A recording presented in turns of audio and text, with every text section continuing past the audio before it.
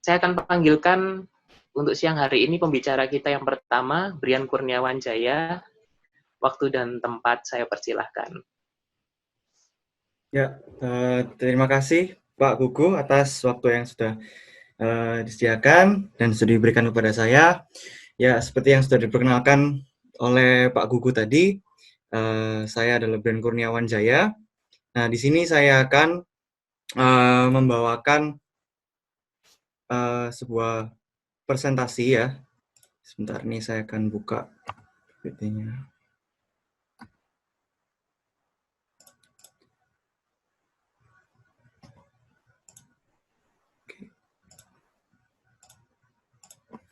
Jadi pada hari ini saya akan membawakan topik tentang how to find your own personal style and keep on track as a designer during COVID-19.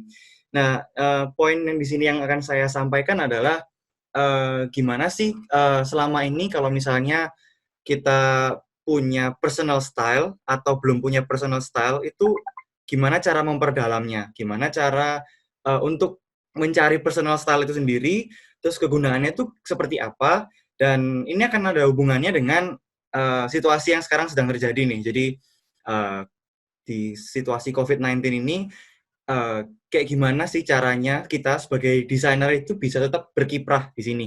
Nah, untuk itu saya sudah merangkumkan ada 5 poin. Ada 5 poin yang nanti akan saya bacakan. Nah, untuk yang pertama saya tunjukkan gambar ini dulu ya. Jadi ini biasa lah ya, meme gitu ya. Can I copy your homework? Yeah, just change it a bit so it doesn't look obvious you copy gitu. Oke. Nah, jadi akhirnya jadinya kayak gini nih. Aku nggak mau ngejudge juga, tapi sepertinya memang terlihat ada kesamaan gaya desain gitu ya. Meskipun filmnya lain gitu. Tapi it's okay lah mungkin, atau ini desainernya sama, atau mungkin memang karena ini sama-sama apa, ada Marvel, Star Wars, sama-sama dibeli Disney atau gimana, nggak ngerti. Tapi oke lah. Nah, sekarang untuk contoh yang next nih. Untuk contoh yang next ini aku udah dapat dari internet, dapat dari Instagram juga. Jadi saya juga nggak akan sebut merek gitu ya. Yang kiri sama yang kanan ini, pokoknya intinya salah satu dari brand ini itu adalah brand dari Indonesia, dan satunya lagi adalah brand dari luar negeri. Ya nggak tahu lah dari mana. Jadi saya juga nggak mau ngejudge sih sebenarnya. Ini yang meniru siapa gitu ya. Cuman oke lah ya kalau misalnya ini logo, meskipun tetap nggak boleh loh ya guys. Gitu. Nah, coba sekarang lihat gambar yang ini. Nah, ini dari brand yang tadi itu, brand A dan brand B. Jadi kenapa gitu ya bisa ada dua contoh, dua bentuk ini yang bisa mirip gitu ya. Dari segi ini ada lubang headsetnya, bentuknya juga sama, warnanya juga sama gitu ya. Terus ketambahan logonya juga sama lagi. Nah, jadi ini gimana ya? Kok bisa sampai terjadi hal-hal yang seperti ini gitu ya? Gitu. Oke. Jadi untuk menanggulangin itu semua, aku akan membreakdown itu jadi 5 bagian. Yang pertama adalah understand yourself, yang kedua adalah seeking inspiration, yang ketiga adalah find the right keywords, yang keempat eksperimen dengan menggunakan mood board ya, metode saya, dan terakhir adalah reflection. Nanti selama beberapa waktu ke depan saya akan membawakan 5 step-step ini sudah saya rangkumkan dengan sedemikian rupa supaya mungkin teman-teman juga bisa mengikuti dengan baik. Nah, gitu. Nah, langsung lanjut saja ke poin yang pertama. Nah, untuk poin yang pertama, understand yourself. Setiap manusia itu unik. Memang setiap manusia itu unik. Jadi gimana ya? Kita ini diciptakan punya keunikan masing-masing. Dan keunikan ini nggak ada satupun, yang namanya juga unik ya, jadi nggak ada satupun orang di dunia ini yang punya pemikiran yang sama, sifat yang sama, punya rasa yang sama, punya pemikiran yang sama. Jadi kita beda-beda, semua pasti beda-beda. Jadi dari situ sendiri kita harus ngerti nih, kira-kira kita tuh senengannya apa sih kayak gitu kan. Kadang-kadang orang itu, oh aku tahu sama diriku sendiri, padahal kadang-kadang mereka masih belum memahami apa yang dari dirinya mereka sendiri gitu. Nah, ini juga ada quotes gitu ya. Style is a reflection of your attitude and your personality. Gitu. Jadi ada attitude sama personality. Gitu. Nah, ini aku juga udah bikin nih rumus dari style. Rumus dari style itu adalah mileage plus reference. Jadi yang dimaksud dengan mileage ini adalah kita dari dulu waktu dari lahir kecil, kita TK atau apa sampai sekarang, kita tuh pasti terekspos dengan hal-hal yang namanya, oh kita punya pengalaman ini, kita punya pengalaman itu. Jadi seperti dari arti langsungnya mileage ini sendiri, jadi kita kayak jarak tempuh yang sudah kita lalui. Nah, selama kita menempuh jarak tempuh ini, kita pasti punya kepercayaan, punya mindset yang terbentuk dari selama kita proses bertumbuh ini. Jadi itu mempengaruhi style kita. Jadi apa tontonan kita dari kecil, terus apa yang kita pelajari juga itu menurutku adalah sebuah rumus yang pertama. Nah, setelah itu adalah reference. Kalau reference ini itu yang terjadi waktu sekarang ini.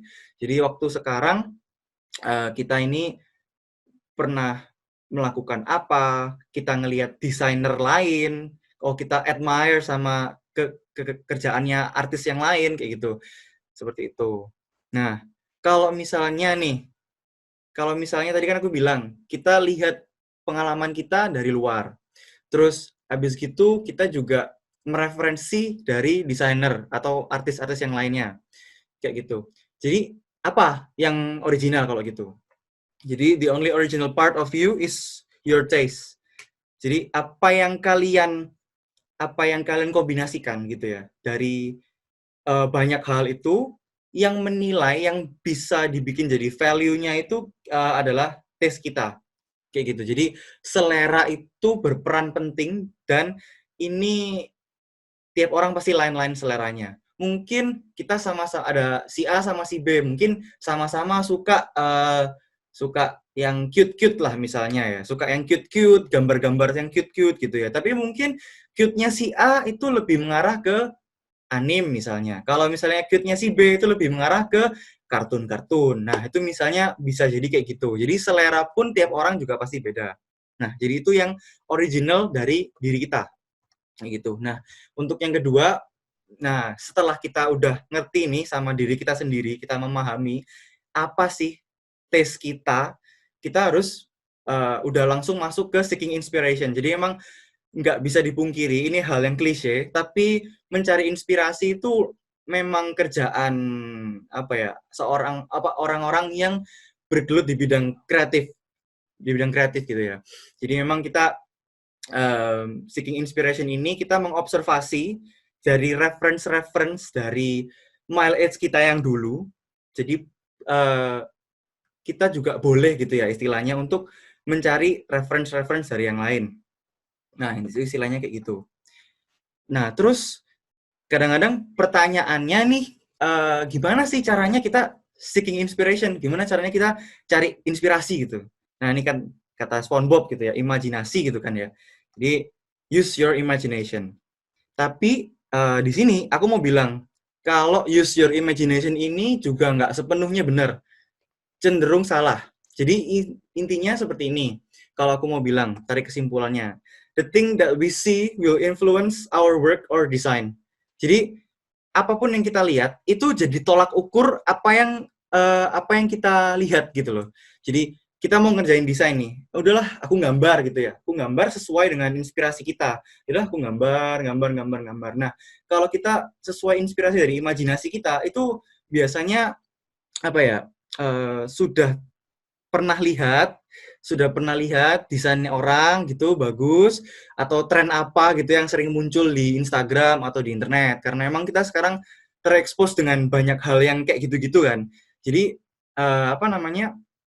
hal-hal yang seperti itu membuat kita kalau misalnya udahlah mikir aja lah pokoknya imajinasi gitu langsung main gitu ya. Dan kadang-kadang main imajinasi juga nggak segampang itu. Jadi memang main imajinasi itu eh, apa ya, kadang-kadang sampai bikin kita buntu inspirasi gitu. Jadi aku saran di sini seeking inspiration itu juga apa ya, nggak harus apa ya dari internet atau dari apa. Jadi intinya dimanapun dan kapanpun cari inspirasi itu bisa banget kayak gitu. Dan menurutku cari inspirasi dengan mereferensi desainer atau artis-artis yang lain itu menurutku adalah sebuah keharusan.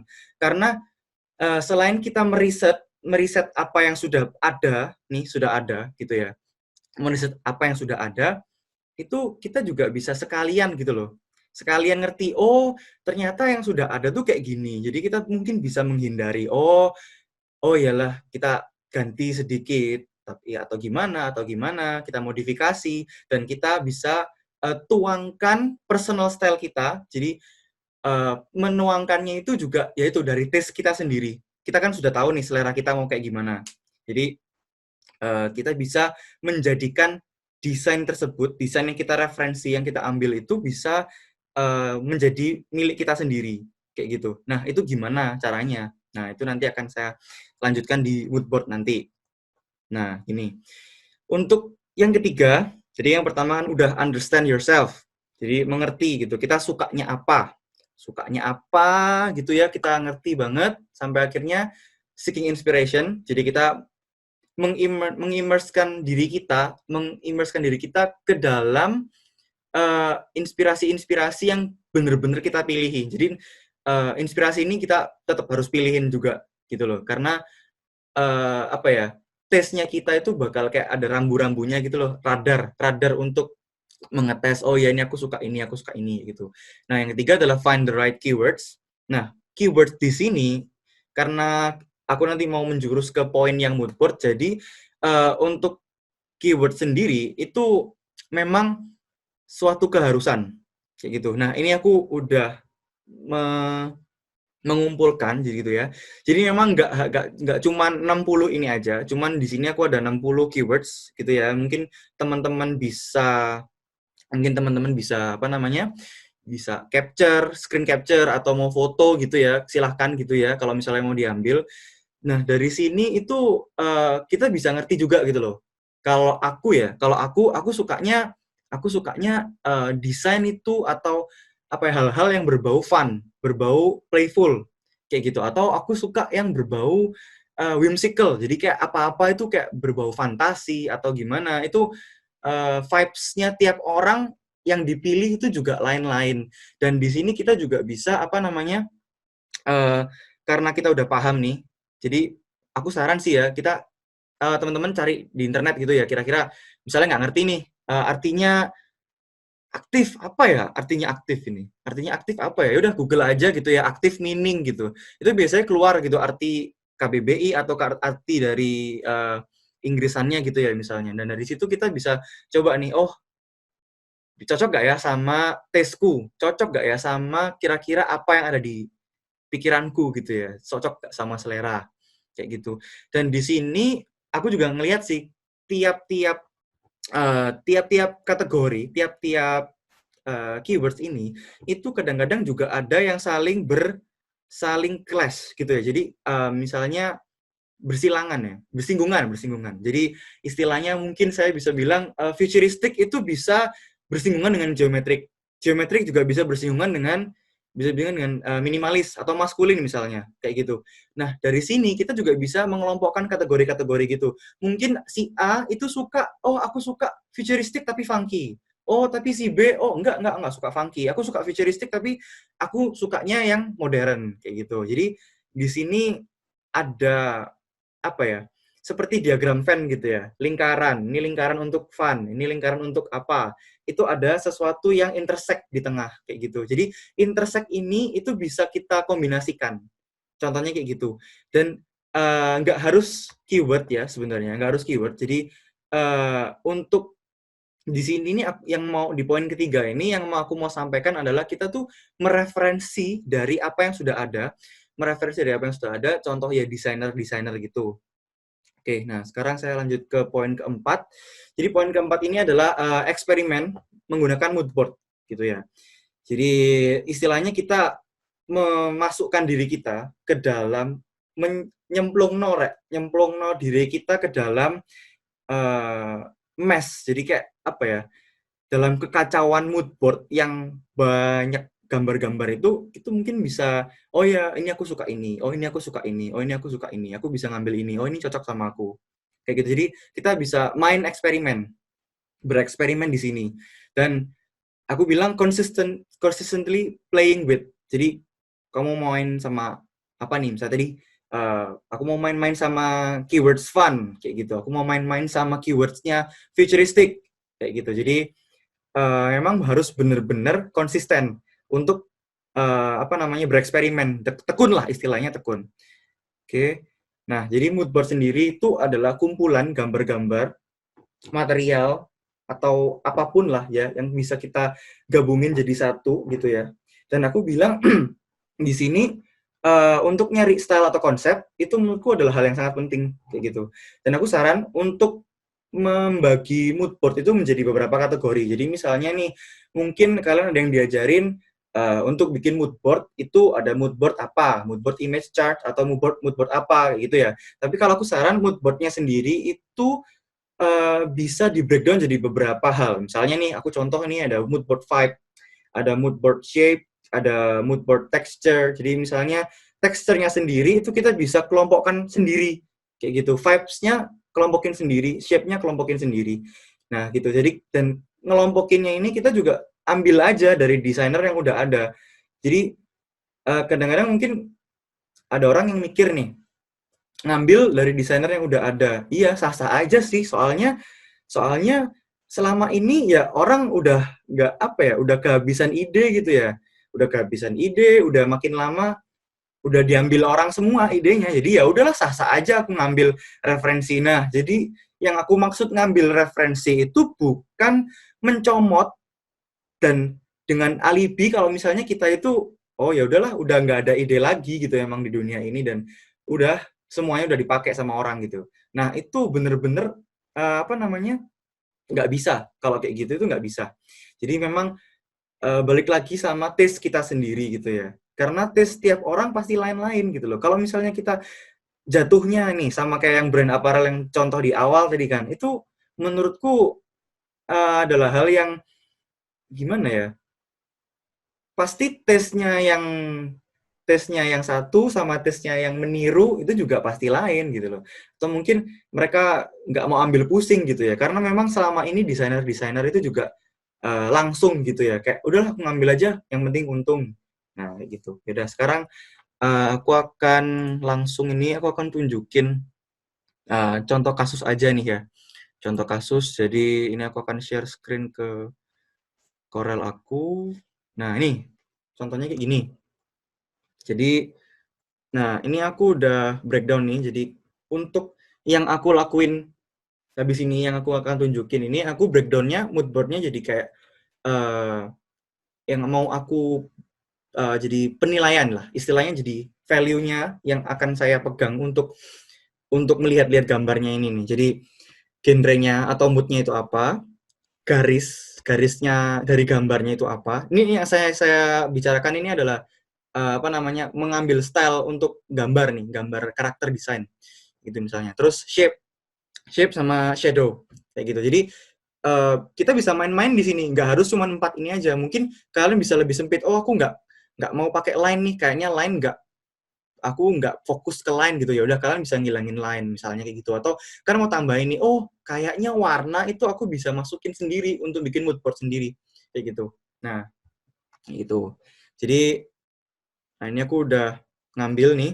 Jadi memang kata kunci yang aku ambil di sini adalah fun, playful. Memang itu adalah hal yang aku suka. Sama ini kayak sedikit apa ya, fantasi gitu ya, sedikit fantasy gitu. Jadi ini aku ada, nah ini ada. Jadi memang yang paling aku suka dari semuanya itu adalah artis ini, Anjoing, kayak gitu. Jadi memang tipe gaya menggambarnya dia itu kayak gini, kayak gitu. Terus aku coba dulu nih. Kalau aku berkiblat dari satu aja, aku pasti akan end up meniru si orang ini. Jadi kiblatnya itu nggak boleh cuman satu orang gitu. Makanya aku bilang referensi dari art designer atau artis-artis yang lainnya. Kayak gitu. Nah, ini aku juga ada nih pumpkin knives ini. Mungkin bisa kalian lihat gitu ya. Ini lihat sekilas dulu. Nah, setelah udah lihat di sini, sekarang aku mulai dari awal nih. Aku pertama dari sini nih gimana ya? Kalau misalnya aku mau ngambil nih, aku suka shadow-nya, suka cara dia tarikan garisnya itu aku juga suka, caranya dia mewarna aku juga suka, mood-nya dia fantasy-fantasinya juga dapat gitu. Tapi kalau semuanya ngambil di sini, saya kan menjiplak dia, kayak gitu. Jadi untuk itu saya pilih nih yang kira-kira aku mau ambil yang aku suka dari paling suka dari desainer ini, apa dari artis ini, seniman ini, gitu ya. Aku suka sama bentuk kepalanya yang gede, sama bentuk garis bentuk muka kayak gitu. Jadi aku mau poin pertama aku ambil bentuk muka kayak gitu. Nah, kalau di sini ini aku lihat-lihat dulu. Jadi memang gimana ya? Waktu kita ngambil seeking inspiration itu kita ambil aja semuanya gitu, ambil aja semuanya. Tapi kita bisa apa ya? Persempit persempit itu gitu. Bisa dipersempit. Jadi misalnya kalau yang ini gimana ya? Aku ini kerasa terlalu feminin, misalnya kayak gitu. Jadi memang, nah itu fungsinya belajar keyword itu di situ ya, teman-teman. Jadi belajar keyword kita udah tahu, oh ya ini sekilas fantasy feminin. Jadi meskipun gambarnya cowok-cowok kayak gini, tapi dia feminin dari warnanya gitu ya. Meskipun warnanya pastel, tapi dia pastelnya ke arah yang feminin kayak gitu. Jadi memang mempelajari kata kunci itu penting kayak gitu. Apalagi kata kunci yang kita pilih, keywords yang kita pilih kayak gitu. Nah, terus yang ini juga uh, ini kesannya juga dark gitu ya, kesannya dark gitu. Dan ini aku juga ngeliat nih bahwa desainer ini memang awalnya dia pengen matanya kecil kayak gini. Terus setelah itu dia matanya berubah jadi gede-gede kayak gini. Nah, matanya gede. Jadi memang di sini seiring berjalannya waktu gitu ya, pasti kita ngerti gitu loh sama personal style kita sendiri gitu. Oh, aku kayaknya suka sama yang ini deh. Oh, kayaknya ini lebih berfungsi, lebih bekerja, that will work if kita pakai yang mata yang lebih gede misalnya gitu. Nah, ini. Kalau ini aku suka garisnya kayak gitu. Karena aku kerjanya di Corel Draw, pakai Corel Draw jadi akan lebih mudah kalau garisnya itu seperti ini. Kayak gitu. Jadi aku akhirnya ngambil ini kayak gitu. Nah, ini ambil-ambil gini. Nah, akhirnya setelah aku ngambil-ambil ini, aku juga mereferensi juga ini Google Shutterstock gitu ya untuk nyari gambar dan juga aku juga ini gambar-gambar gini. Jadi ini adalah inspirasiku. Nah, ini aku akhirnya bisa jadiin personal styleku sendiri gitu ya. Gitu. Jadi ini memang karakter dari sebuah series gitu ya. Karakter dari sebuah series. Terus ini aku memang aku belum blow up juga sih untuk ini. Tapi aku juga share aja sih satu set aja gitu ya ke kalian. Jadi memang ini kan bisa dilihat gitu ya. Bisa dilihat kalau garisnya apanya gitu ya. Garisnya yang aku mau itu garisnya utuh gitu ya, nggak ada tebel tipis. Tapi aku masukin tebel tipisnya untuk di sini misalnya gitu. Untuk pewarnaan natural aja gitu karena mungkin aku suka yang natural atau gimana gitu. Jadi contoh-contohnya itu kayak gitu. Ini case yang pertama. Nah, kalau case yang kedua, ini nah ini adalah salah satu project baru gitu ya. Recent project lah istilahnya. Jadi di recent project ini memang briefnya itu dia udah punya logo, udah punya apa gitu ya. Jadi memang susahnya di sini kalau kita desainer gitu ya, desainer grafis. Kalau tadi itu aku bahas di bidangnya ilustrasi gitu ya, bahas di bidang ilustrasi. Kalau ini aku sekarang bahas di bidang grafis gitu, bidang grafis. Nah di bidang grafis itu sendiri karena sudah ada pakemannya gitu, jadi kita memang ngikutin brief kayak gitu, ngikutin brief. Nah ngikutin brief. Ini aku breakdown jadi ilustrasi, layout, bentuk elemen dan atau ornamen gitu ya, atau warna gitu. Jadi aku ngambil dari warna yang di atas ini gitu. Dan warna ini bekerja dengan yang mana gitu loh. Oh, kayaknya oke nih kalau digabung sama warna yang ini gitu. Nah, dari sini aku akhirnya bikin ini color palette, pick tool gitu ya. Kira-kira aku suka yang mana gitu. Terus aku coba kombinasiin sendiri. Kayak gitu. Terus bentuk-bentuk juga, ini aku ngambil. Aku ngambil. Cuman di sini bentuk kalau misalnya ngambil, usahakan jangan quick trace ya guys. Jadi kalau ngambil quick trace itu meskipun line-nya itu lekukannya lain tapi bentuk dasarnya itu sama gitu. Jadi mungkin kalau bisa misalnya dijajarin nih punyanya desainer ini sama desainer ini, wah kelihatan banget itu kalau kalau apa namanya quick trace-an gitu atau nyonto gitu atau tracing gambar sendiri atau gimana. Jadi mungkin eh, gambar ulang lah ya istilahnya, gambar ulang tapi tuangkan idemu dan tuangkan personal stylemu di sini kayak gitu. Balik lagi sama keywords-keywordsnya juga. Kamu tuh pengennya ini mau ke arah mana kayak gitu. Ini memang warnanya lain gitu ya. Aku emang nggak mau ngambil warnanya gitu. Jadi aku cuma pengen ngambil bentuknya. Istilahnya gitu. Dan ini juga referensi-referensi juga. Dan ini juga salah satunya ini aku juga mereferensi dari ini tabel Nora. Permisi ya, saya mereferensi juga dari tabel Nora gitu ya. Nah, ini aku akhirnya bisa bikin ilustrasi kayak gini. Gitu. Dan ini aku ngambil garis dari sini, aku ngambil kesannya kayak ini juga dari sini, aku juga mereferensi kira-kira desainer ini tuh membuat gambar menjadi nyata itu kayak gimana prosesnya. Aku juga membreakdown juga gitu, kira-kira dia idenya itu prosesnya kayak gimana. Kita juga bisa lama-lama kalau kita latihan terus, experimenting terus, seeking inspiration-nya juga lumayan banyak nih, kita lama-lama juga gampang gitu loh untuk oh ya ini kayak gini, oh ini pasti kayak gini, oh ini pasti kayak gini, oh ini keywordnya ini nih, ini aku suka. Nah itu dari banyak latihan kayak gitu, dari banyak latihan. Jadi akhirnya aku bikinnya jadi kayak gini sih. Nah, ini emang ini masih belum belum selesai juga dan dari brief juga memang dan apa ya? Di sini emang kalau sosial media memang harus gabung-gabung sama caption juga, kata-kata gitu ya. Oke. Sekarang balik lagi ke PowerPoint-nya. Oke. Nah, jadi yang poin terakhir ini, yang kelima, itu adalah reflection. Jadi memang di sini, ini juga klise juga ya, tapi gimana ya, kalau misalnya kita udah kerjain nih ya, reflection gitu, sama, jadi aku udah ngasih beberapa contoh nih, misalnya yang tadi desainer yang matanya tadi kecil gitu, terus akhirnya matanya berubah jadi gede gitu. Itu mungkin dia ada proses merefleksi diri gitu lah. Misalnya nih, oh aku lihat-lihat lagi nih, terus aku nemu, oh ternyata si artis, si seniman ini gambarnya matanya kecil, misalnya kayak gitu.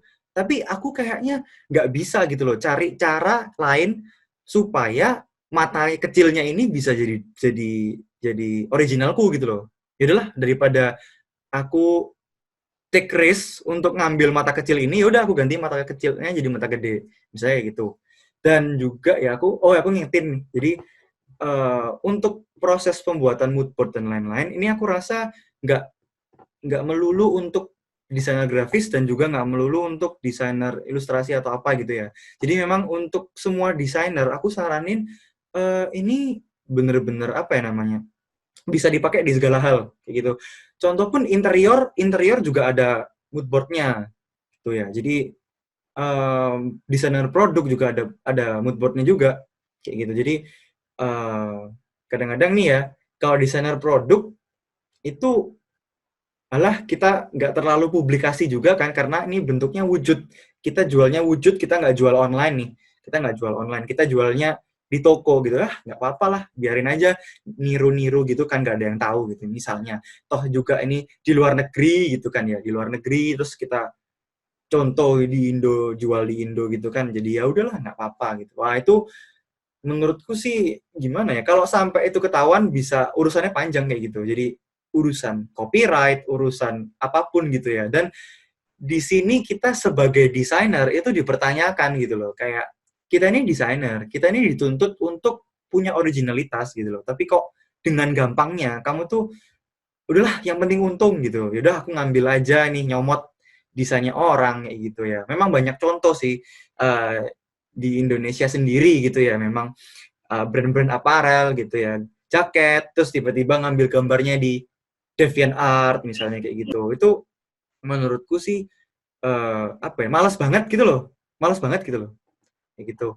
Dan apa ya, ini emang kalau yang poin kedua ini ada unlimited gitu ya. Unlimited aku di sini maksud nggak terbatas dari satu mood board aja gitu ya. Jadi mood board tuh memang macem-macem gitu ya. Jadi bisa digabung-gabungin gitu, nggak melulu cuman satu gitu. Buat lebih dari satu lah, istilahnya buat lebih dari satu gitu. Dan kita juga harus enjoy sama prosesnya kita gitu. Karena kita ini milih gitu loh, udah memilih apa yang sesuai dengan taste kita gitu loh. Makanya penting banget untuk understand diri kita ini gitu. Dan untuk poin terakhir nih ya, aku hubungin dengan COVID-19 nih. Aku bilang kalau di situasi yang COVID-19 ini kita ini cukup beruntung, istilahnya cukup beruntung. Kenapa cukup beruntung? Bahkan kalau aku bisa bilang kita beruntung kayak gitu. Mungkin nggak semua orang merasa ini sebuah keberuntungan gitu ya. Jadi kita ini di sini seperti istilahnya punya kesempatan untuk hard reset gitu ya. Ada kesempatan untuk hard reset. Jadi kita di sini bisa step back sedikit, bisa mundur sedikit gitu. Karena apa ya? Kita bisa mempersenjatai diri kita sebenarnya gitu. Aku juga lihat nih misalnya kayak teman-temanku yang di apa ya, di Instagram gitu ya. Mereka suka nge-share misalnya nih, suka nge-share gimana aku ini males gitu loh. Aku ini males. Aku ini ngelihat orang-orang bilang, "Iya, kamu ini harusnya ngerjain sesuatu karena ini kesempatan emas apa gini gitu kan." Jadi memang itu berguna banget gitu loh. Tapi orang yang malas ini menggunakan justifikasi, mereka bilangnya gini, "It's okay kalau kalian itu nggak mengerjakan sesuatu gitu ya, karena memang kita males kadang-kadang gitu." Memang mereka apa ya, istilahnya menyetujui hal itu gitu ya. Jadi menurutku sih kalau terus-terusan menyetujui keadaan kayak gitu, malas-malasan kayak gitu, menurutku sih itu buang-buang waktu gitu, buang-buang waktu gitu loh. Kayak buang-buang kesempatan juga, buang-buang kesempatan juga. Karena menurutku di sini kita nggak terekspos dunia luar, atau istilahnya kayak kita ini nggak itu ya, punya kesempatan untuk menyendiri, dalam tanda kutip menyendiri gitu. Jadi kita bisa latihan, bisa cari apa yang kita suka gitu. Dan apa ya, kita bisa menemukan diri kita sendiri kalau kita tuh sendirian kayak gitu. Jadi memang untuk poin yang pertama tadi yang aku bilang untuk understand yourself, itu memang apa namanya, butuh gitu ya, namanya menyendiri gitu. Jadi emang ini bener-bener kesempatan emas. Kalau misalnya kamu masih dengan justifikasi, "Oh ya udahlah nggak apa-apa gitu ya, aku males-malesan gitu." Toh juga banyak juga yang males-malesan gitu. Menurutku buang-buang waktu banget sih. Bener-bener buang-buang waktu kayak gitu. Karena memang di sini apa ya? Memang kalau dibilang COVID-19 ini merugikan banyak hal gitu. Tapi kita sebagai desainer, kita bisa belajar dari rumah, kita bisa freelance dari rumah, kita bisa apa ya, istilahnya tetap kerja gitu loh. Kalau misalnya pun nggak ada yang mau nge-hire kita, ya udah nggak apa-apa. Kita gali personal style kita, kita bikin apa misalnya kayak portfolio, kita bikin portfolio sendiri. Itu bisa banget gitu. Oke. Jadi untuk menutup sesi saya akan ini mengulangi lagi. Jadi understand yourself, seeking inspiration, find the right keyword, experiment, mood board, dan terakhir harus merefleksikan. Gitu. Oke, sekian sesi dari saya. Waktu saya kembalikan ke Pak Gugu. Terima kasih. Terima kasih, Brian. Ini kalau umumnya di satu kelas atau satu stadion gitu ya, langsung tepuk tangan semuanya, plok plok plok plok plok plok gitu. Banyak orangnya ya. Wah, sangat menarik sekali materinya. Tapi stop dulu, nanti akan ada sesi tanya jawab untuk Brian setelah sesi kedua gitu ya. Tapi sebelumnya akan saya simpulkan sedikit ini menarik banget terkait dengan apa kegiatan kita di rumah gitu ya, daripada kita nggak ngapa-ngapain, kita menggali potensi diri kita gitu kan ya, Brian ya. Iya, iya benar Pak. Nah, kemudian mencari inspirasi itu bisa dimanapun, bisa kapanpun gitu ya. Kemudian sebenarnya cara termudahnya sudah dipetakan oleh Brian tadi, ada 60 keyword yang bisa menjadi kombinasi inspirasi, kan betul ya? Iya benar Pak. Jadi kalau kita ngomongin 60 keyword, kalau dengan kombinasi 2 saja sudah keluar berapa? 3.600 ya? Ya, sudah banyak gitu 3.600 kombinasinya. keyword yang bisa jadi inspirasi desain ya. Ya, jadi Nah, nggak ada excuse lagi gitu loh. Kalau misalnya kita ini, benar. oh udah kehabisan akal gitu ya. Udah nggak Iya, bisa. itu aja udah minimal ya, kombinasi 60 kali Ya, itu 60 gitu kan. masih banyak lagi lah yang bisa dikombinasiin. Betul, dan masih banyak lagi. Kemudian menuangkannya ke dalam mood board. Ya, benar sekali. Saya setuju. Karena mood board itu juga menjadi acuan kita ya dalam mendesain. Gitu. Ya, betul Pak. Oke. Mungkin sementara seperti itu yang bisa saya simpulkan. Ditahan dulu untuk pertanyaannya. Nanti akan ada sesi yang ketiga setelah dari Miss Ardelia Ciptawan. Ya, sebentar lagi akan kita masuk ke sesi yang kedua. Miss Ardelia Ciptawan.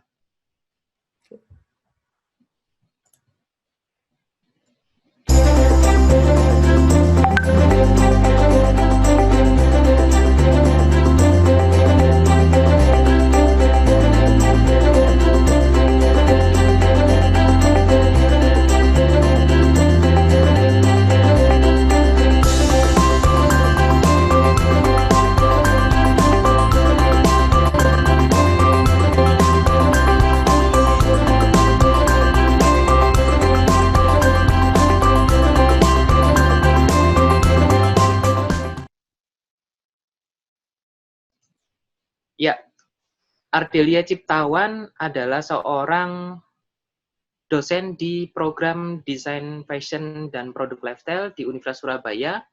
Beliau ini pernah mendapatkan award pada tahun 2018 sebagai seorang fashion designer di Surabaya Fashion Parade. Beliau pernah mengemban pendidikan formal di Universitas Surabaya tahun 2013 sampai 2018 di Fakultas Industri Kreatif, Program Desain Fashion dan Produk Lifestyle. Kemudian SMA di YPPI 1 Surabaya tahun 2010 sampai dengan tahun 2013. Kemudian SMP di YPPI 3 tahun 2007 dan 2010. Kemudian ada juga kegiatan-kegiatan yang pernah dilakukan oleh Miss Ardelia seperti graduation show, FIK, kemudian menjadi mahasiswa pendamping, dan beberapa kegiatan universitas yang lain. Sekarang aktif mengajar beberapa mata kuliah juga sebagai dosen gitu ya, dan kemudian juga memiliki beberapa skill yang terkait dengan graphic design. Nah, kita sambut Miss Ardelia Ciptawan akan membawakan materi yang kedua. Silakan Miss Ardel, waktu dan tempat, saya persilahkan.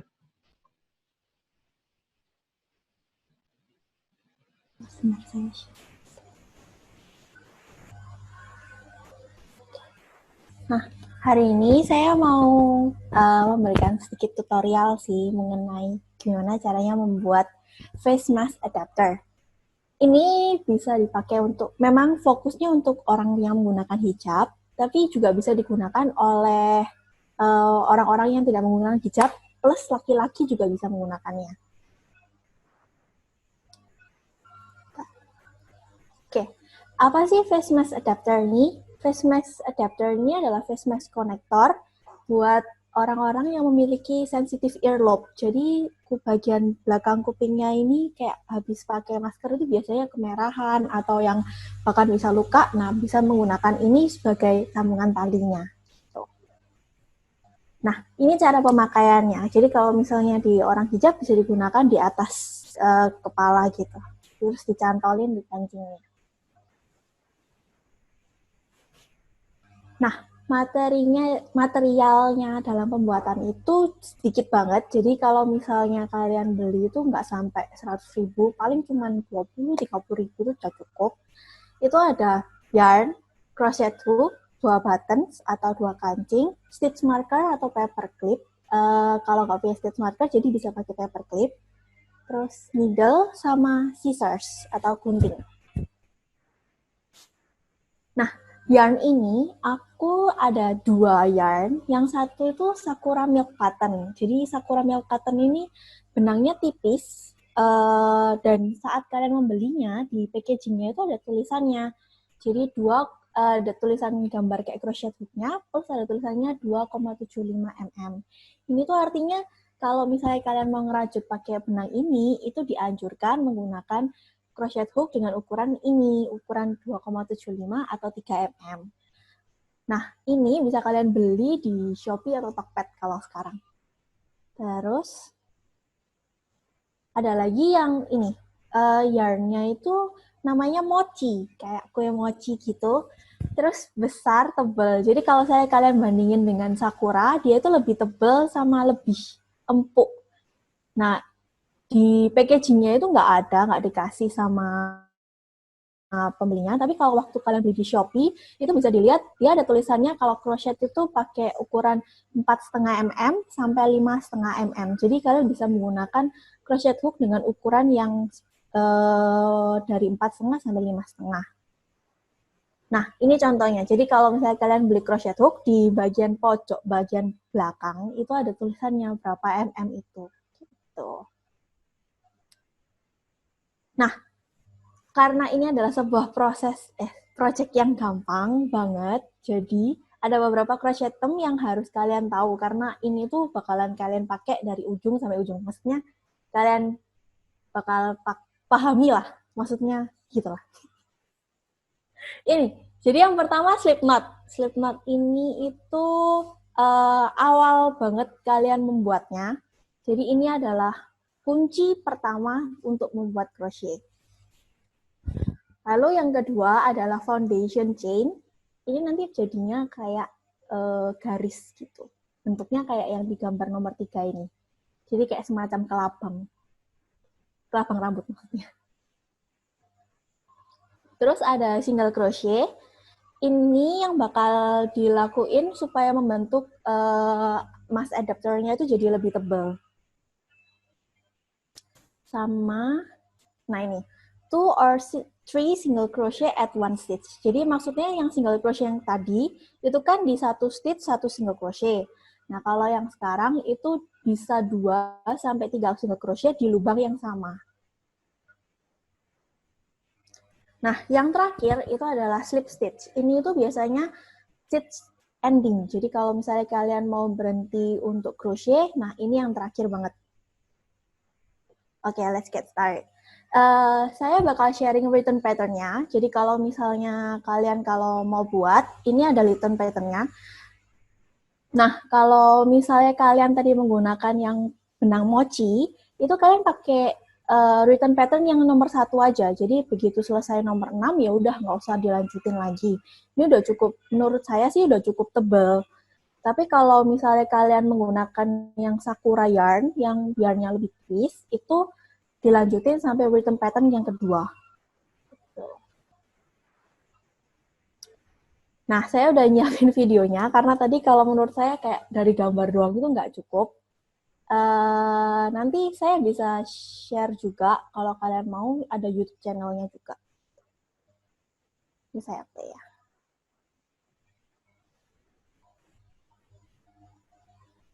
Nah, jadi yang pertama kalian buat itu kayak bentuk lubang. Nah, di dalam lubang ini kan kalian bikin slip knot. Jadi kalian tarik satu benang masuk ke dalam. Nah, kayak gitu. Buat dimasukin nanti ini yang pertama kali kalian bikin foundation chain-nya.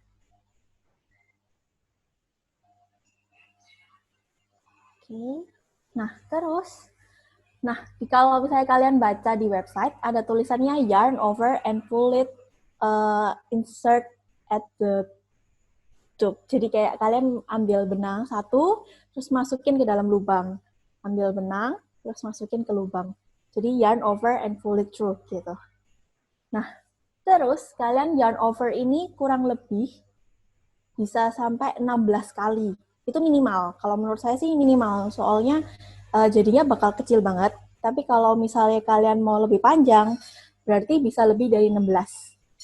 Jadi misal kayak 20 atau lebih bahkan 30 juga bisa. Tergantung size kepala kalian sih. Nah, setelah itu kalian kayak bingung kan gimana cara ngitungnya. Nah, itu. Jadi dari braid-nya itu kalian bisa ngitung kira-kira udah berapa braid, sudah berapa kali kalian ngambil foundation chain-nya itu.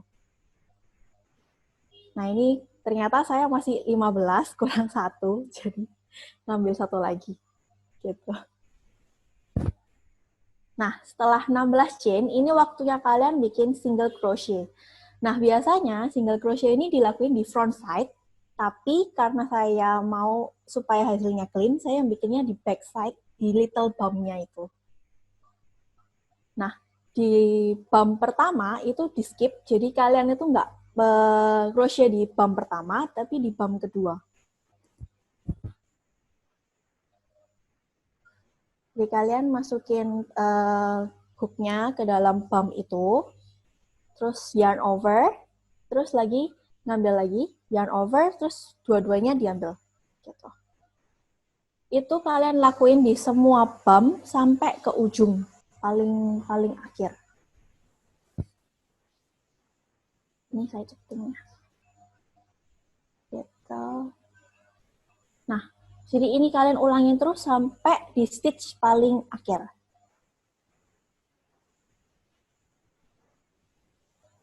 Oke, ini udah 2 yang paling terakhir. Nah, di stitch yang paling terakhir itu yang tadi. Make a 3 single crochet at the last stitch. Jadi di lubang ini kalian bikin 3 single crochet. Jadi ini udah saya buat 1. Terus bikin 2. Terus 3. Nah, ini kalian bisa ngitungnya juga sama. Tadi kalian ngitung lewat braid-nya yang tadi. Ini kelihatan kan ada 3. 1, 2, 3. Yang 1, 2, 3. Setelah itu, nah, kalian bikin single crochet at the back loop. Jadi di sini, di back loop-nya dia. Enggak di dua-duanya. Jadi di braid yang tadi, kalian pilih braid yang paling pojok belakang. Terus kalian single crochet dari ujung sampai ujung. Tapi sebelum itu, di bagian tengah-tengahnya ini, kalian kasihin stitch marker atau paper clip yang 1 biji tadi.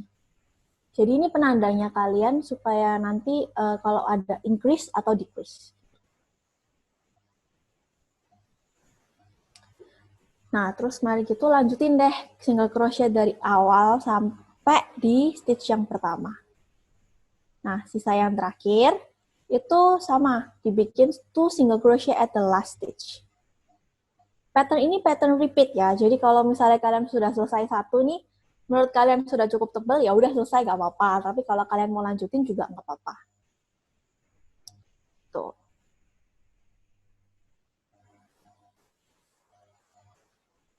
Nah, terus sudah lanjutin aja crochet dari ujung sampai ujung, sampai ke stitch marker yang paling terakhir. Nah, di stitch marker yang paling terakhir ini, kalian bikin yang sama kayak yang pertama, 3 single crochet at the back stitch. Jadi yang di sini kalian bikin 3 lubang. Bikin 3 single crochet di 1 lubang. Itu maksud saya. Oh. Oke. Nah, kalau sudah, lanjut aja sampai ujung. Dan diulangi lagi di 2 single crochet at the last stitch. Terus yang terakhir adalah slip stitch. Jadi kalau misalnya tadi kalian ngambil yarn over, terus mari gitu yarn over lagi. Kalau ini yarn over, pull through. Jadi habis itu langsung kalian habis selesai. Kalian tarik benangnya, yarn over, terus pull through. Terus langsung kalian tarik benangnya sampai sepanjang kurang lebih sekitar 10 cm lah. Terus kalian gunting.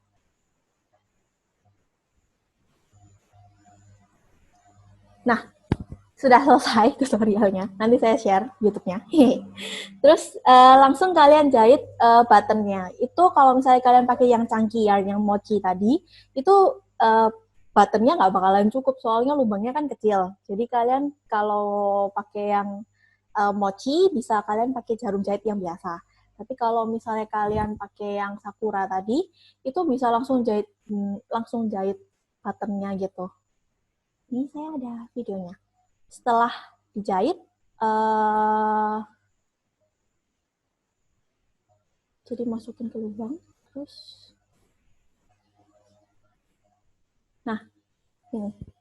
Jadi kalian kayak rada selipin di bagian belakang. Jadi kalau saya itu sukanya itu nggak kelihatan ada benang. Jadi saya selalu selipin di bagian belakang. Jadi kayak semacam sut gitu. Gimana jelasinnya? Ya itu. Terus kalian jahit buttonnya.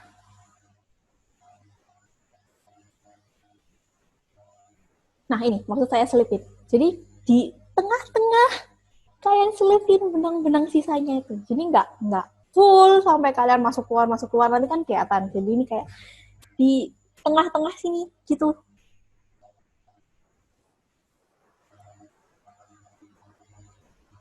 Jadi dimasukin sampai ke ujung. Nah, setelah selesai gunting terus selesai. Tapi stop. Ini nggak the end, tapi this is not the end, this is the beginning. Jadi kenapa kok menurut saya this is not the end? Karena kalian bisa fancy it up. Jadi semua barang itu yang tadi kalian buat itu kan kayak biasa banget toh. Nah ini kalian bisa bikin jadi lebih fancy. Kalau misalnya kalian mau pakai pas lebaran, itu kelihatan oke, mestinya sih. Nah, jadi kalau misalnya kalian lihat, kalau ini hasil yang biasa, kalian lihat itu kayak ya udah apanya kayak ya udah lanjutan gitu aja. Terus kalian punya material lain, misalnya kalian punya glue, lem, terus jump, spur, Swarovski, or whatever. Bahkan kalian punya even bunch of buttons. Buttonsnya kalian ada banyak banget. Itu it's okay, you can just patch it up. Nanti jadinya seperti ini. Tada! Jadi kan kayak kelihatan kalian pakai crown gitu di atas hijab. Lucu nggak sih?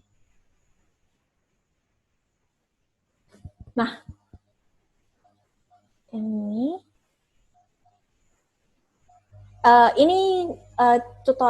hasil jadinya. Jadi kalau misalnya ini yang kalian hasil mask adapter yang biasa, itu saya buatnya tuh kurang lebih tingginya itu se-HP saya.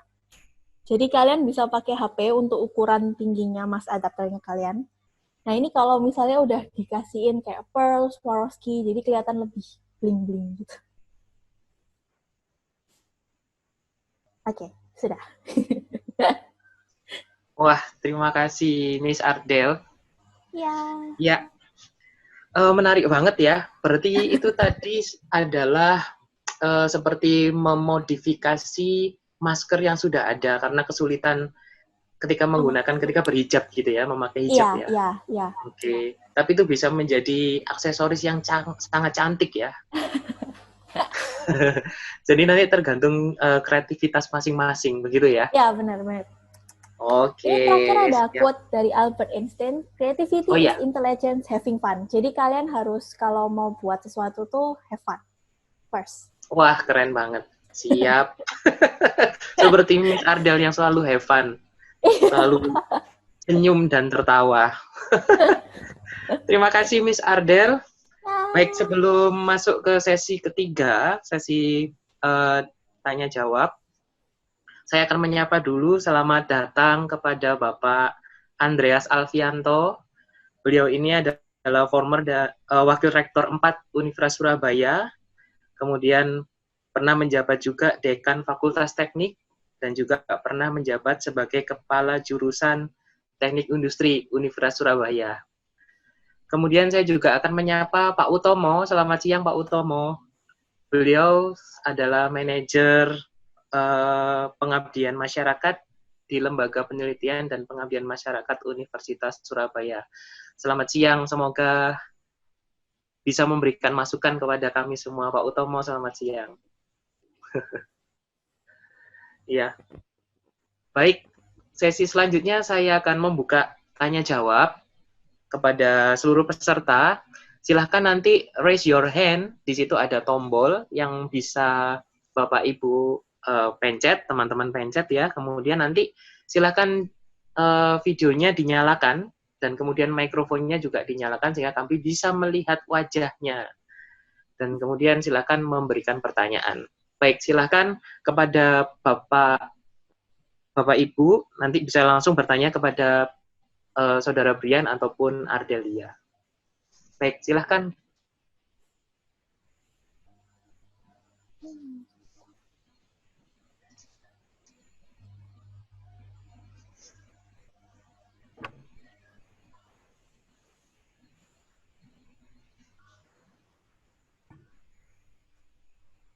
Oh, belum ada yang bertanya ya? Mungkin saya akan bertanya dulu ini. Ya, silakan, Pak. Silakan, oke. Saya akan bertanya kepada Saudara Brian dulu aja. Mungkin semoga nanti ada pertanyaan dari peserta juga ya. Jadi kalau umpamanya untuk ini, ada tips nggak mood board gitu ya, mood board dalam menemukan sebuah bentukan, sebuah visual gitu ya, sebuah visual yang memang kita butuhnya itu sangat cepat. Katakanlah kalau umpamanya ada klien gitu, klien yang membutuhkan saya butuh desain yang seperti ini, tapi saya tidak mau menjiplak, dan kemudian juga pokoknya pesanan khusus gitu, tidak mau menjiplak, dan ada inovasi dari desainernya. Nah, itu akan lebih banyak diarahkan kemana mood board-nya. Oke. Mungkin dari Pak Brian dulu, Saudara Brian. Ya. Jadi kalau misalnya ini memang briefnya cepat ya, harus cepat. Di sini memang tetap harus cari mood board ya, tetap harus cari mood board. Cuman mungkin bisa apa ya? Kita sebelumnya dapat brief. Jadi memang kalau kita sudah tahu nih, kan kalau misalnya kita punya klien, berarti kita sebelumnya udah punya pengalaman dulu, udah punya sebelumnya itu pasti ada lah. Jadi pasti kita siap-siap dulu gitu loh. Jadi kita kan nggak mungkin nerima klien kalau kita sendiri juga belum settle gitu loh ya sama apa yang kita suka, sama yang tadi aku sebutin itu.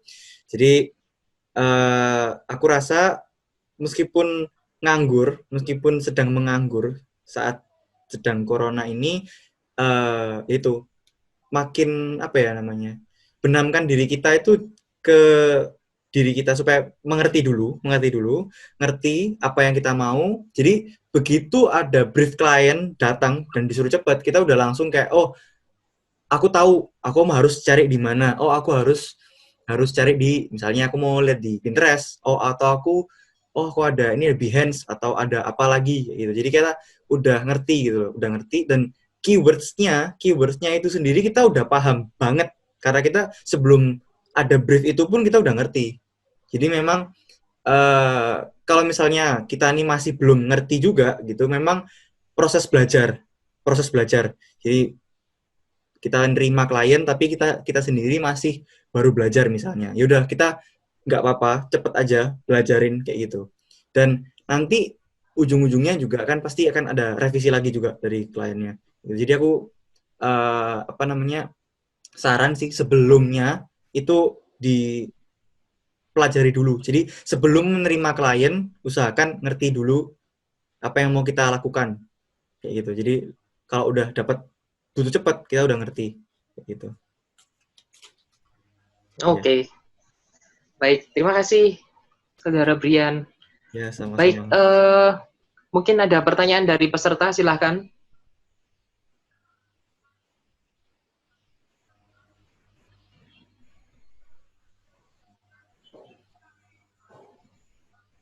Oh, belum ada pertanyaan. Kalau belum ada pertanyaan, saya mohon kepada Bapak, Ibu, dan peserta semuanya, ini untuk menyalakan video. Karena akan ada dokumentasi nih, ada Warta Ubaya yang akan meliput acara kita siang hari ini. Pak Utomo langsung nyala. Terima kasih Pak Utomo.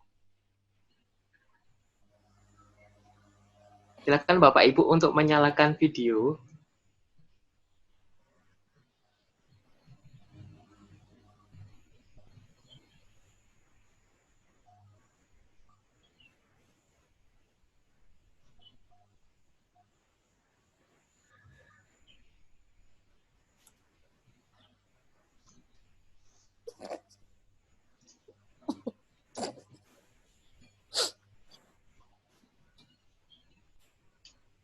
Ya, silahkan Bapak Ibu untuk menyalakan video.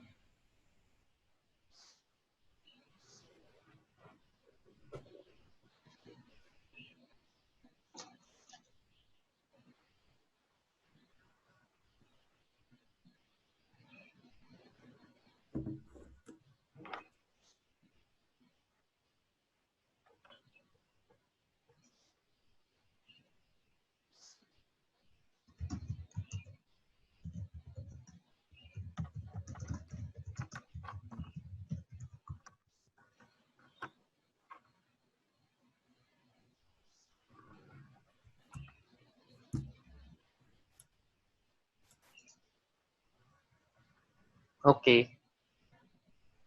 Mungkin yang lain masih menunggukah?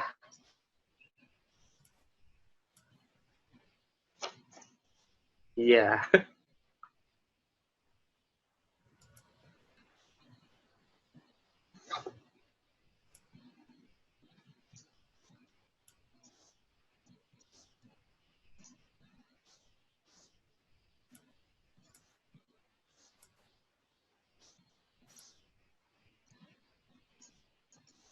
Wah, terima kasih. Baik. Akhirnya kita bisa melihat wajah peserta kita. Baik, silakan sambil menyalakan video, Bapak Ibu, apabila ada pertanyaan untuk kedua pembicara kita, dipersilahkan.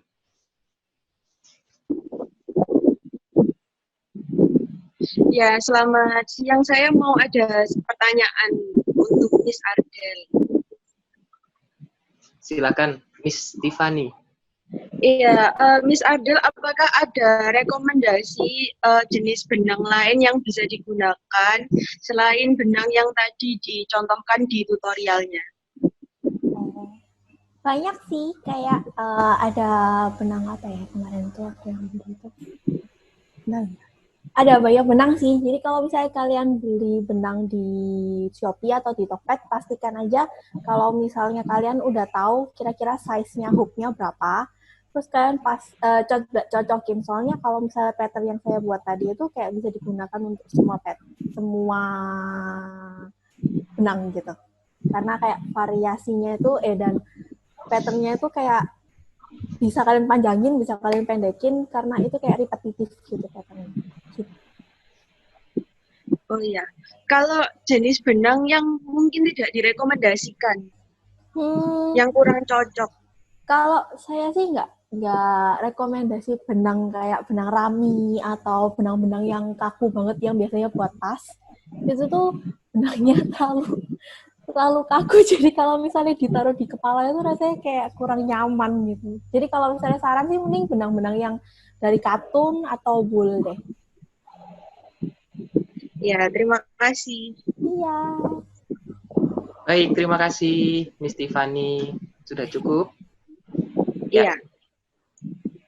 Baik. Oke. Mungkin ada pertanyaan lagi yang lain? Saya Pak Gugu.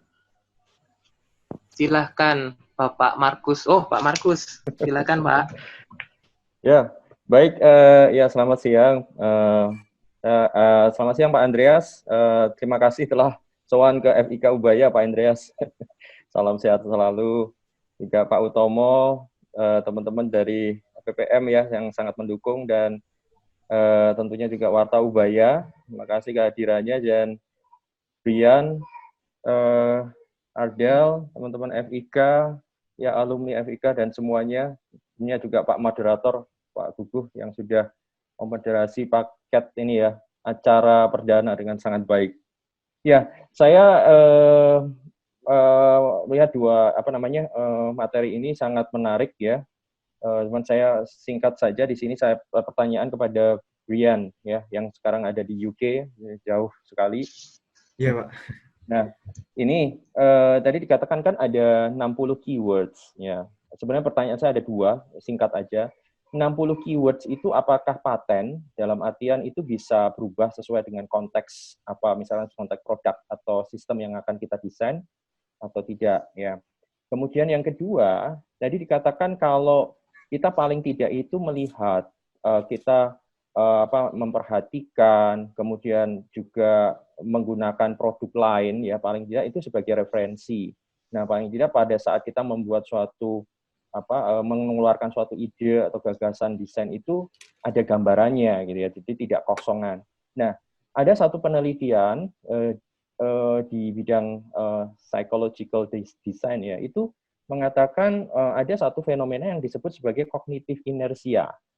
Jadi cognitive inertia itu kadang-kadang kita terjebak apa yang kita lihat itu masuk di dalam boleh dibilang kayak short term memorinya kita. Nah, bisa sampai ke long term memory. Nah, sehingga pada saat kita diminta untuk membuat suatu ide, itu yang keluar. Nah, masalahnya apa? Ada semacam mental block di mana creativity itu terjebak di situ, tidak muncul. Karena yang diingat, yang sudah dilihat itu ya itu gitu ya. Nah, jadi menarik tadi apa yang dikatakan Brian, saya ingin tahu aja mungkin bagaimana mencegah atau mengatasi fenomena kognitif inersia itu, sehingga bukan hanya apa yang diingat atau apa yang sudah dilihat itu yang muncul, tetapi itu justru melengkapi atau sebagai bekal kreativitas yang seharusnya. Nah, kira-kira itu pertanyaan saya. Terima kasih. Ya, baik Pak. Baik, terima kasih Pak Markus. Silakan Brian. Ya, akan saya jawab. Untuk yang pertanyaan pertama, jadi untuk 60 keywords ini itu memang tidak pakem gitu ya, harus itu. Cuman saya sudah merangkumkan yang kira-kira umum gitu ya.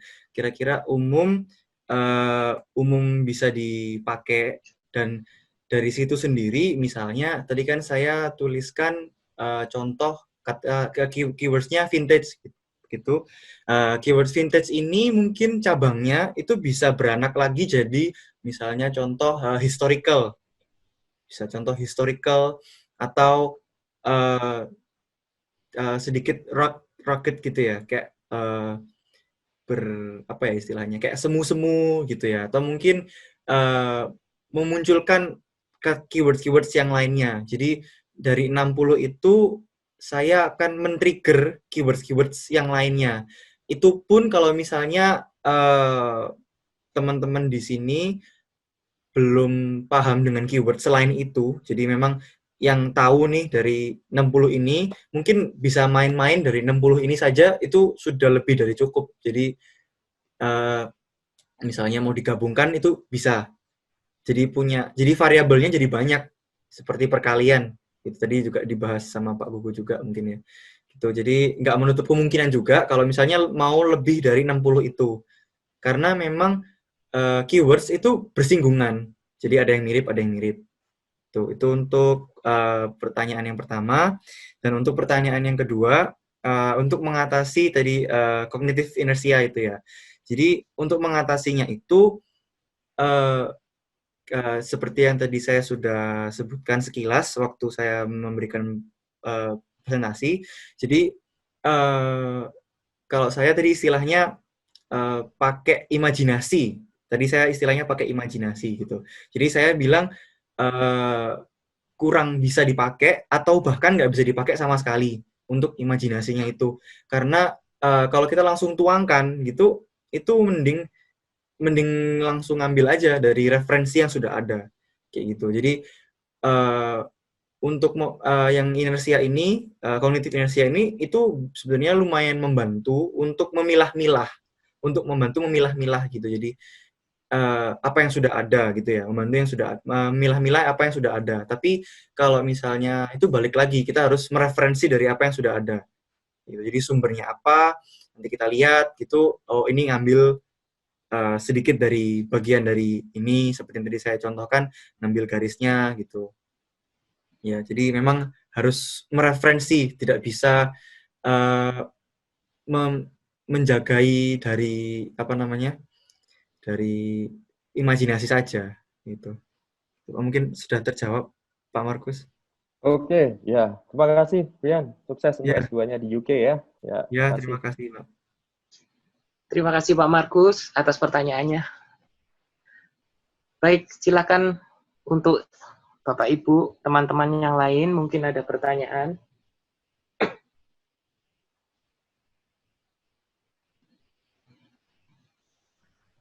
Baik, saya akan menyapa Pak Andreas. Pak Andreas, selamat siang, Pak.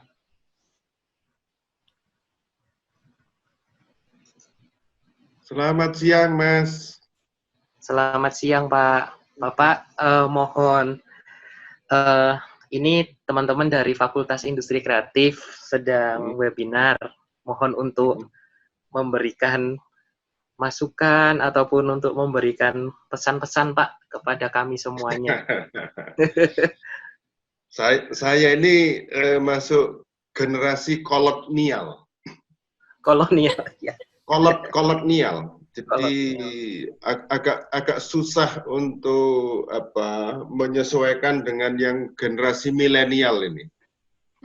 Karena sudah termasuk yang kolonial gitu. Bukan kolonial ya. Kolonial gitu. Cuman ya saya sih sangat bangga gitu ya dengan situasi yang pandemi seperti sekarang, kita dengan posisi harus belajar dari rumah, bekerja dari rumah, ibadah dari rumah, sudah mengubah virus yang kecil sekali, katanya cuma 1/1000-nya debu, tapi sudah mengubah dunia yang luar biasa gitu. Dan saya bangga mengikuti diskusi yang tadi disampaikan, generasi-generasi milenial yang saya kolonial tapi pengen dengar dari yang milenial gitu, walaupun agak susah untuk ini ya. Cuman begini, menurut saya banyak orang terakhir-terakhir ini terjebak bahwa sebentar lagi, ada yang bilang bulan Juni, bulan Juli, bulan Agustus, September, Oktober, atau akhir 2020, itu COVID ini akan selesai, dan kita bisa kembali ke kehidupan kita sebelum 2020, gitu ya. Saya pribadi terus terang agak meragukan itu. Ya, bahwa tidak ada titik akhir ini. Ini justru awal untuk kita berubah. Gitu. Jadi kalau menurut saya kita jangan berharap kita akan mencapai satu titik terus kita kembali ke kehidupan kita 2019 dan sebelumnya. Kebiasaan-kebiasaan masa lalu menurut saya sudah harus banyak berubah. Nah, kalau virus ini ditemukan vaksinnya dan obatnya yang manjur, itu baru bisa selesai. Tapi kalau kita lihat MERS, SARS, dan virus-virus yang sebelumnya, itu banyak yang sudah belasan tahun, bahkan puluhan tahun, obat dan vaksinnya juga tidak ketemu.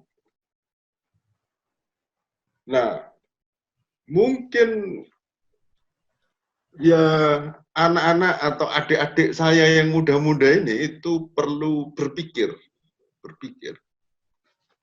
dan berkreasi, membayangkan bagaimana kita hidup bersahabat dengan COVID-19 ini, dan apa saja perubahan pola hidup dan fasilitas hidup yang akan kita butuhkan. Nah, itu maka banyak hal yang harus dirancang menurut saya. Banyak hal harus dirancang. Saya bayangkan kalau ini mau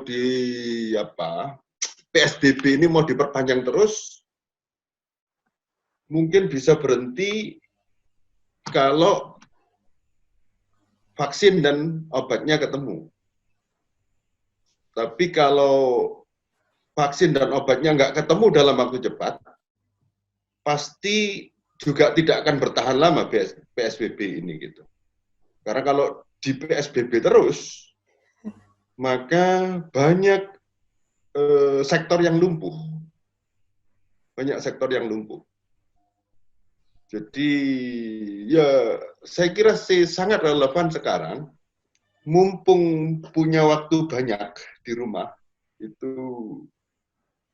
teman-teman muda yang generasi milenial ini berkreasi menyiapkan apa, desain-desain apa untuk kehidupan yang bersahabat dengan virus ini. Gitu. Saya kira itu, Mas Gugu, yang bisa saya sampaikan. Iya, Pak. Siap. Nah, Luar biasa. Terima kasih, Pak Andreas. Tetap sehat selalu, Pak. terima kasih, terima kasih. Salam untuk teman-teman semua. Baik, Pak. Salam juga. Terima kasih, Pak. Yuk. Wah, pesannya luar biasa. Jadi, karena memang keadaan teman-teman yang sekarang ini sedang kita alami, pandemi ini sangat global gitu ya. Kita tidak bisa berharap ke kehidupan kita yang sebelumnya. Jadi ada new life gitu yang nanti akan kita hadapi.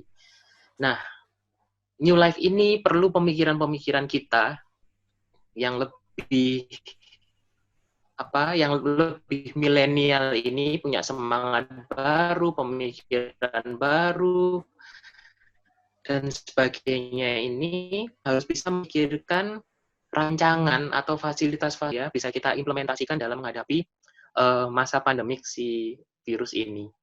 Seperti itu. Kurang lebih kesimpulan dari Pak Andreas seperti itu. Ya.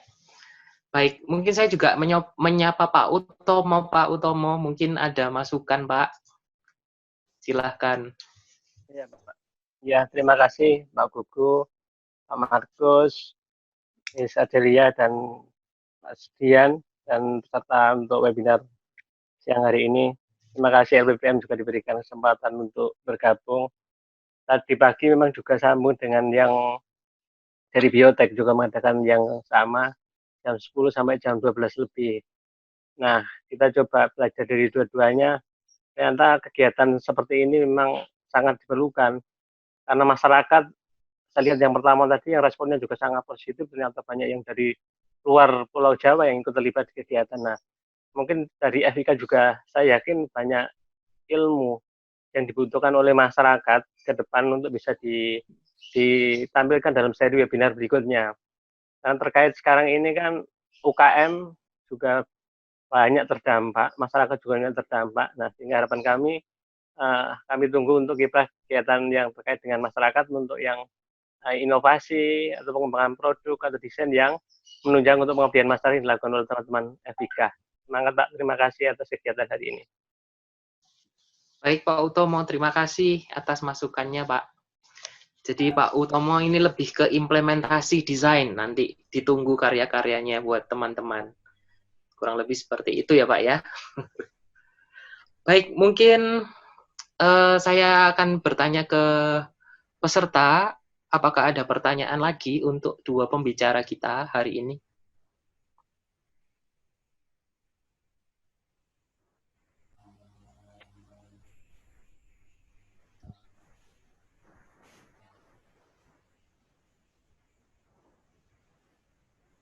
Oke, sepertinya tidak ada pertanyaan lagi.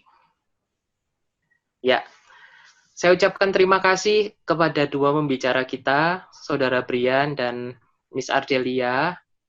Semoga menginspirasi dan juga memberikan masukan yang cukup baik terkait dengan materi-materi yang sudah disampaikan.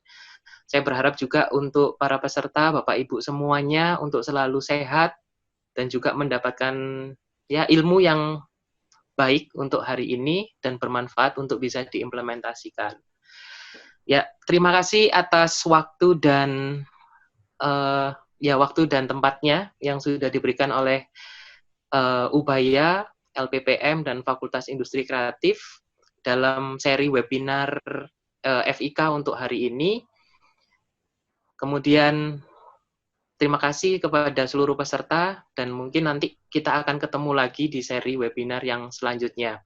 Baik, saya tutup untuk hari ini. Selamat siang semuanya. Terima kasih.